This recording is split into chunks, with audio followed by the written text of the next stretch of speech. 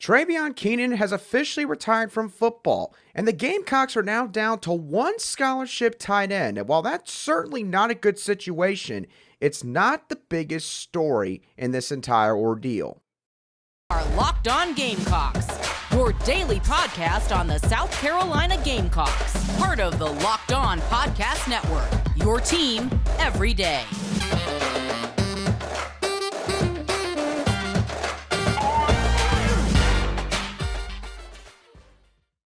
Today's show of Locked On Gamecocks is brought to you by BetOnline. BetOnline has you covered this season with more props, odds, and lines than ever before. BetOnline is where the game starts. Hello, Gamecock Nation, and welcome back to the Locked On Gamecocks podcast, your show for daily headlines and potential storylines on your favorite South Carolina Gamecock sports teams. I'm your host, Andrew Line, and as always, thank you all for making the Locked On Gamecocks podcast your first watch or listen here today. We are free and available on YouTube and wherever you get your podcast daily. And what a week it has been, from guys entering the transfer portal to rumblings of potentially a tight end coach out of Arkansas becoming South Carolina's new offensive coordinator, which at this point has not been finalized. There's been a lot of news to digest for Gamecock fans this week. But one of the bigger storylines this week has been South Carolina's tight end room, which is now practically desolate compared to what it looked like when the Gamecocks last took the field against the Clemson Tigers. And it got even thinner on Thursday afternoon as tight end Traevon Kenion announced that he was officially retiring from the game of football in a post that he put out on Twitter. Now, some of you know who Traevon Kenion is, and we're maybe excited about the possibilities of the kind of impact that he could make for this team in 2023. Some of you may barely recall who Traevon Kenion is, just for the sole fact that he did not play as much in 2022 with guys like Jaheim, Austin Stogner, Nate Atkins all in front of him. But the important thing in this entire regard is that Traevon Kenion retiring is definitely a story. But it is not the biggest story with this entire sequence of events. Now, for those of you who've maybe been living under a rock throughout this week, South Carolina has seen multiple defections from this tight end room, which started off on Monday when Austin Stogner and Jaheim both entered the transfer portal. Stogner is now going back home to Oklahoma. Jaheim seems to pretty much be all but gone at this point, as he is heavily looking at Florida State based on the latest rumblings coming out of his recruitment. And now Traevon Kenion is leaving the team and it seems like is done playing football. So when taking all of this into account, what does this do for South Carolina's tight end room entering the Gator Bowl? Well, South Carolina is now officially down to just one scholarship tight end in Nate Atkins, with either part-time or walk-on players filling in the void behind him, with guys like Wyatt Campbell, who is literally part offensive lineman, part tight end. You've got Jesse Sanders back there as well, Dave Adams, and Xavier Short, with all three of those guys seeing minimal, if any, experience in their college football careers here at South Carolina up to this point. So, with that bearing in mind, how does this affect South Carolina's offensive game plan? Because here's the thing. Some of y'all may be sitting there and think, well, Andrew, we're talking about the tight end position here. And while, yes, it's not good to have just one scholarship player, there's no way that it could have that much an effect on what South Carolina might do against Notre Dame on December 30th in the Gator Bowl. I would disagree with that notion, and here is why. For the majority of this season, in South Carolina's running game in particular, the Gamecocks have used the tight ends heavily in a lot of these plays. Plays like power, counter, some inside zone splits with the tight end going from one side of the offensive line to the other to perform a kickout block. And in the last couple of weeks, leaving some tight ends back there with the rest of the offensive line and Spencer Rattler to have some 6, 7, and at times even 8-man protections for him to give him some time to be able to complete a pass down the field. The tight end position, while it may have not been utilized in the best fashion in 2022, make no mistake about it, South Carolina's tight end room has been pivotal with this offense, especially with some of the pro-style concepts that Marcus Satterfield tried to implement with this scheme for the last 2 years. Now, The thing I want to really focus on here is the run game. Because, in my opinion, since South Carolina is now not going to have any scholarship tight ends besides Nate Atkins available for this bowl game, it's going to greatly limit how many run plays they're going to be able to call. Because Marshawn Lloyd, who got hurt in the Missouri game and didn't play another snap all the way up until the Clemson game, where he was obviously still feeling the effects of that deep thigh bruise. You combine that with Christian Bill Smith having a lower body injury with his ankle that he's been dealing with all season long, then yeah, South Carolina, they're not going to have a whole lot of options in terms of maybe the run plays that they're going to be able to call. So my whole point here is that Spencer Rattler is now going to have to carry a heavier load, while the offensive coaching staff and whoever the interim play caller is going to be, they're going to have to get more creative now with trying to protect Spencer Rattler, which probably means this. You'll probably see much more shotgun in this game. You'll probably see more of a horizontal, quick passing game to try to fill in the gap of maybe the lack of running plays that are called. You'll probably see some more bootleg and rollout pass concepts utilized, again, to get Spencer Rattler moving out of the pocket to a different part of the field behind the line of scrimmage to give him some more time. So basically what I'm saying is South Carolina should not completely give up on the run game. And they should still give Lloyd a fair shot to try and get something going against the Fighting Irish's defense. But realistically, with the situation South Carolina's in now with this tight end room, that is going to be very difficult to accomplish. Now, that's just, of course, talking about the Gator Bowl. But how does this affect South Carolina in 2023 and beyond regarding these defections that the tight end room has seen in recent days? And that's not even including the fact that Nate Atkins is going to be out of eligibility after the Gator Bowl. So needless to say, the Gamecocks are going to have to hit the transfer portal hard this offseason. They were already going to have to do that with some other spots. The tight end room is now probably priority 1A in this regard. They're going to have to get 2, maybe even 3 transfer portal tight ends to offset these losses. Some targets that they should probably go after. Obviously, they got C.J. Dupree from Maryland, who is going to take a visit to South Carolina at some point in the next week or so. I think that they should go ahead and contact Rivaldo Fairweather from Florida International, who is seemingly one of the most highly rated transfer portal targets on the tight end list by multiple recruiting service websites. Also, Jake Beck from LSU. I think you give him a call as well because he's a guy that has shown the ability to be productive at the SEC level. Now, in terms of high school recruiting, if South Carolina still goes through with this hire with Dowell Loggins, which again at this point has not been finalized yet, but if that hire does indeed happen, then you need to go contact the tight end commitments that he recruited to Arkansas. They're currently committed for the 2023 class.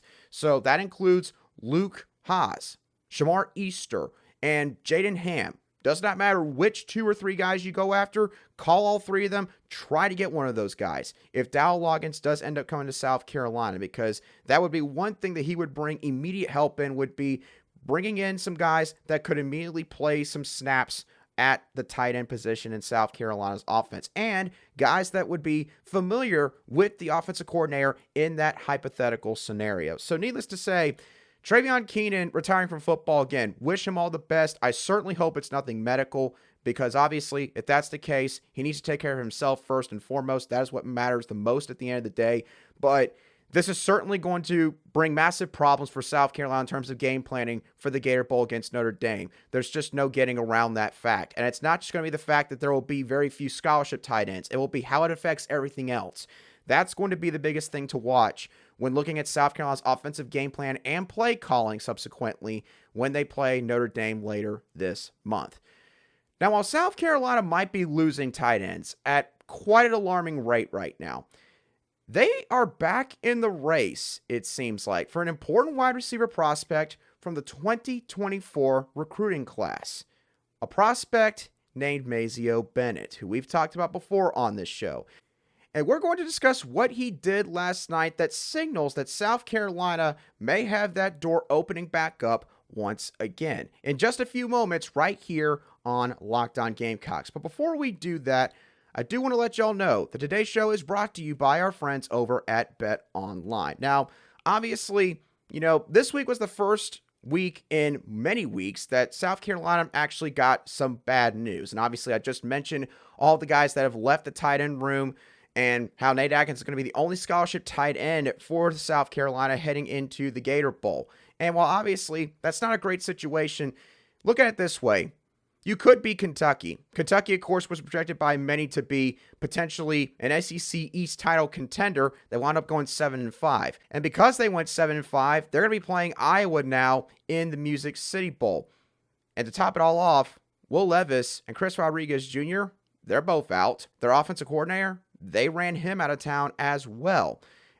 The over-under for the Kentucky-Iowa game, get ready for this, is 31 points. Now, I am not a really big gambler. I'll just go ahead and admit that up front. I have never in my life seen an over-under right around 30 points for a college football game. I've never seen that. I've seen like 35. I've seen 37.5. I've never seen 31. And the crazy thing is, this might drop down lower below 30 points. So get in on that while you have the chance. You can also get the latest odds and trends for all the professional and amateur sports leagues that are out there on BetOnline. If you love sports podcasts, then you can find those at BetOnline as well, because they're the easiest way to get your betting fix. Head over to the website today or use your mobile device to learn more, because BetOnline is where the game starts.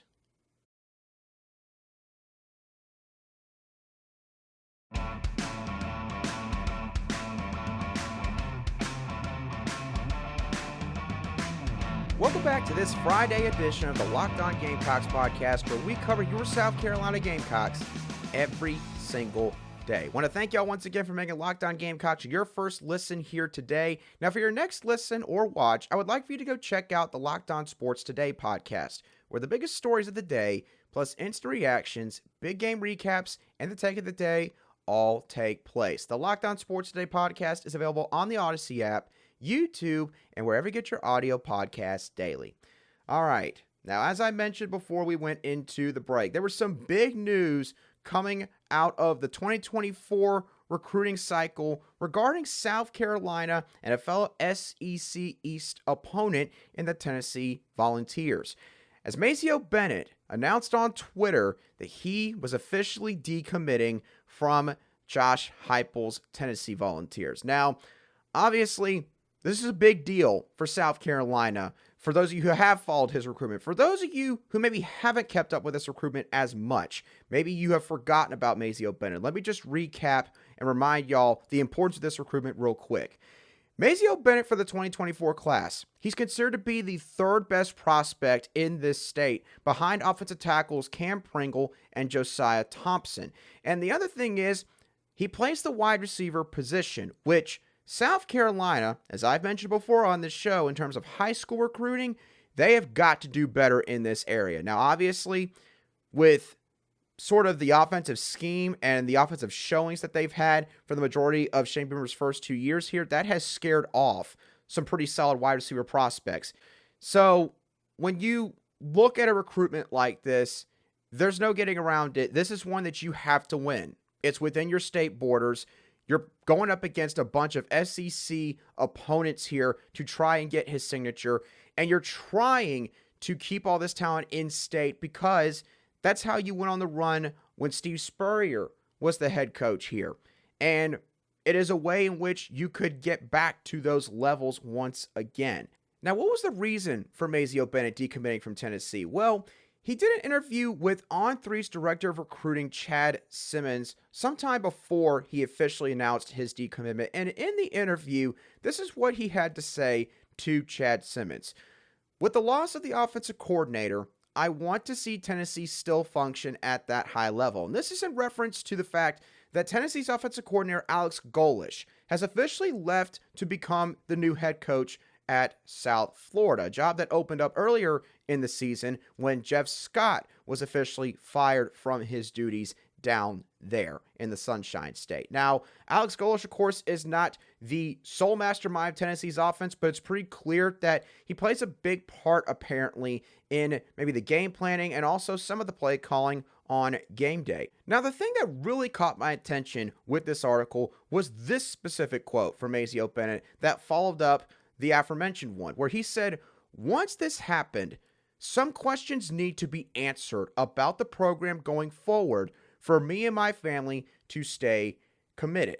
Now, look, I don't try to speculate too much on this show. I try to at least stray away from that as much as possible. But I have to say, with the kind of language that's involved in that kind of answer, the way you could interpret the tone of that answer, that almost makes me wonder, was there some broken promises here?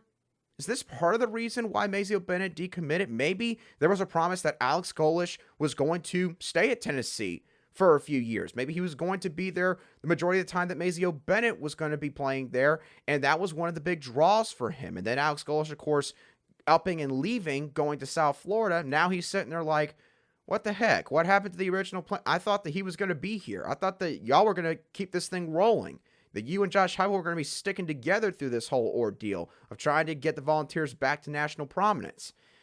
So, obviously, again, that's completely speculative there. But based on his answer here, it doesn't seem like it was just Alex Golesh leaving that caused him to decommit from Tennessee.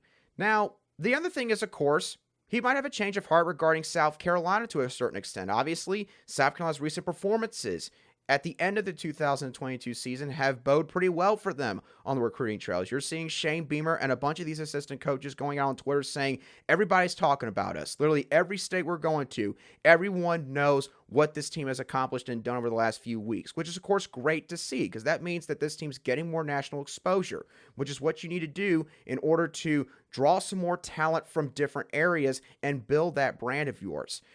Another thing that may have helped South Carolina is Marcus Satterfield subsequently leaving. And again, this is not to try to continue to pile on him. And obviously, I know some of y'all probably just want to move on completely from that topic, but we got to face facts. The offensive performances, for the most part, under Marcus Satterfield were not promising for recruits like Maceo Bennett. And there's no question that it probably held guys like him back, or has held guys like him back from being more interested in South Carolina. Not to mention the fact he's a Greenville, South Carolina native, so you know that he's got friends and family up there that are saying, hey, look, we know that you really like Knoxville. We know that you actually like to hear Rocky Top more than a dozen times a day.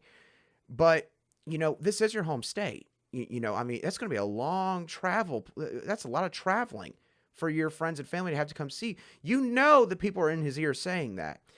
And you also know that Shane Beamer and the staff have not slowed down at all in terms of recruiting him. And there's even been some other South Carolina recruits or commits who have been staying in his ear. Dante Reno, the biggest one. Look, I know he's a high school kid. I know that South Carolina technically can't pay him and all that right now because it'd probably be in violation of some NCAA rules. But I'm just saying, Dante Reno, he deserves some kind of award for the amount of effort that he puts into recruiting some of these guys on Twitter. Now, because all this has now taken place, Maceo Bennett has decommitted from Tennessee. He's reopened his recruitment. What is a possible timeline, or what could we expect with his next decision? Well, Maceo Bennett did offer up this last answer in his interview that he did with On3's Chad Simmons, where he said, quote, I plan on really taking my time with my commitment because I will not be decommitting again. The next school I choose will be my home. So I'm doing my due diligence. So this signifies a couple things. One, Maceo Bennett, as he mentioned, obviously, seems like he is not going to just commit on an emotional response this time. And I'm not saying that that's why Tennessee got him in the first place. It obviously seems like he really likes them. But maybe he sat down and thought about it and said, I am a 2024 recruit. I don't have to make my decision right here and now. I can take some time to do some more research. And the other thing is, it's clear he's wide open. He is wide open with this recruitment, which bodes well for South Carolina. So if you're South Carolina, you stay after him. You do not let up. You put the full court press on him. You get him back on campus a couple times. Most importantly, get a hire in here that is going to show some progress on the offensive side of the ball this next season. No matter who it is at this point, get someone that's going to improve that side of the ball. Give him reason to want to come to Columbia. That is what you got to do if you're South Carolina. You're back in this thing, and that's a great sign, but it's only half the battle. Now, you've got to win the rest of the battle, and that all starts this offseason with who you hired offensive coordinator and how many times you get him on campus and how much attention you show him and the progress you then show in 2023 with Mazeo Bennett. So definitely a recruitment that you're going to want to keep an eye on from this moment forward. Now, when going back to the Gator Bowl and looking at some of the players who have opted out of this contest for both sides, South Carolina, for example, is not going to have to face Notre Dame star tight end in Michael Mayer. And now they will not have to face one of the Fighting Irish's best defensive players, as on Thursday afternoon, Notre Dame defensive lineman Isaiah Foskey declared for the NFL draft and said that he was opting out of Notre Dame's final game for the 2022 season. Now, in terms of an overall player, what would Isaiah Foskey have brought to the field? Well, based on some of the highlights that I watched of him earlier today, this is a guy that could play on both sides of a defensive formation. And the thing that was really impressive was just how much he used his length with his arms and his hands by being active in order to give himself better opportunities to both condense the pocket and shed blocks to get to the quarterback. Now, what does this mean for South Carolina? Simply put, well, pass protection on the edge, particularly the left side of the offensive line, which has been inconsistent at best, quite honestly, in 2022, is now going to be a little bit easier because the thing is, Isaiah Foskey's loss is going to be extremely detrimental to Notre Dame's front seven, as no other Notre Dame defender has more than 3 sacks in 2022. Foskey had 11 sacks by himself.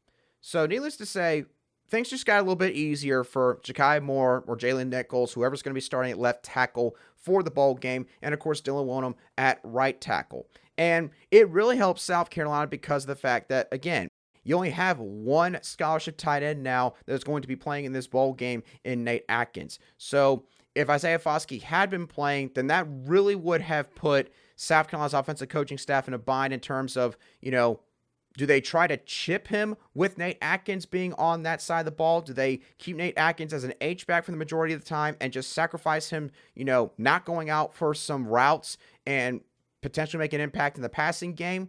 What is it that they do in that regard? That would have been another real conundrum for this staff that now they're not going to have to deal with because Isaiah Foskey will not be playing in this game. So something that I caught on Thursday afternoon, there may be a couple of the guys who decide that they're not going to play in this game for either team. And of course, we'll probably hear about that in the coming days. So be sure to stay tuned in to the Locked On Gamecocks podcast for all of that information as it comes out, because that's going to do it for today's show. I hope that y'all thoroughly enjoyed this edition of Locked On Gamecocks. What are your thoughts on South Carolina's depleted tight end room and the situation now that is going to create for Shane Beamer, this offensive coaching staff, and Spencer Rattler when this game arrives? What are your thoughts on Maceo Bennett decommitting from Tennessee?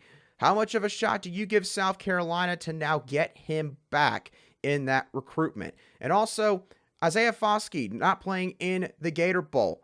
How do you think that impacts South Carolina's offensive front in terms of maybe what they could do from a strategy standpoint? Let me know your thoughts down below in the comments section if you're watching today's show on YouTube, or shoot me a message at @aline_SC on Twitter if you're listening to today's show on an audio podcast app. And once again, thank y'all for making Locked On Gamecocks your first listen. Be sure to go make Locked On Sports Today your second listen. But again, that does it for me on today's show. I hope you all have a great rest of your Friday and a fantastic weekend. And I'll catch y'all on the next show of the Locked On Gamecocks podcast.